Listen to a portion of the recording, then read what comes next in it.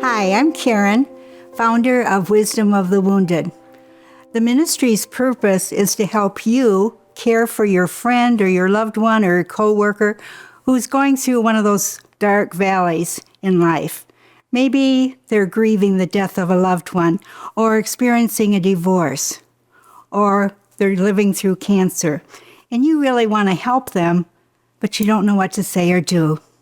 That's where Wisdom of the Wounded is there to help you. We have created a video series called Don't Be a Verbal Villain. And in each of these videos, we'll highlight 3 things to do and 1 thing to not do. To do, we want you to be there, to encourage the person to talk, and to listen.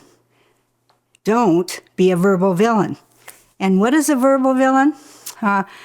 Sometimes in our effort to quickly make someone feel better, we use words that have the opposite effect. When we use quick fixes in caregiving, it's kind of like a villain who steals the healing that could have happened. So let's look at the verbal villains. Today's verbal villain is called the historian. You can probably tell he's not particularly interested in what Rick is suffering. He's just sort of daydreaming about his own life and his own history. And he'll take any chance he can get to interrupt your story and superimpose his story. You've all experienced this when you've been talking to someone and sharing your heart, perhaps, and they interrupt and tell, "Oh, I know exactly what you mean," and they tell their own story.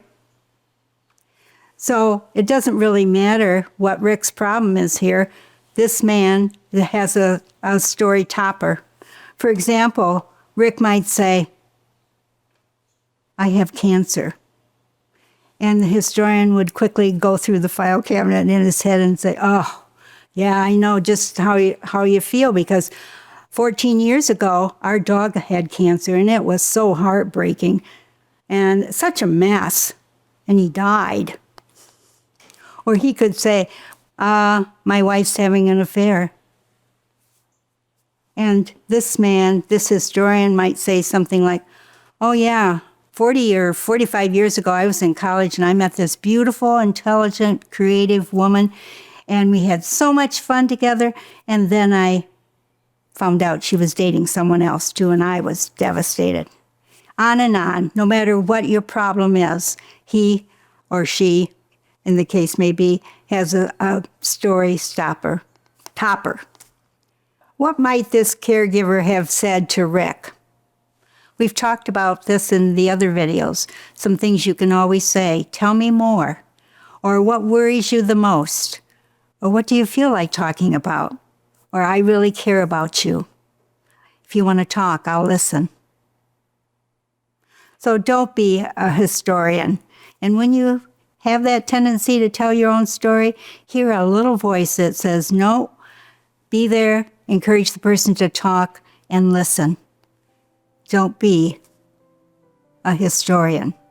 Maybe you're not, but there are other verbal villains that we'll be covering in our other videos, and we hope you'll pay attention, because it'll help you be a really caring, loving caregiver. God bless.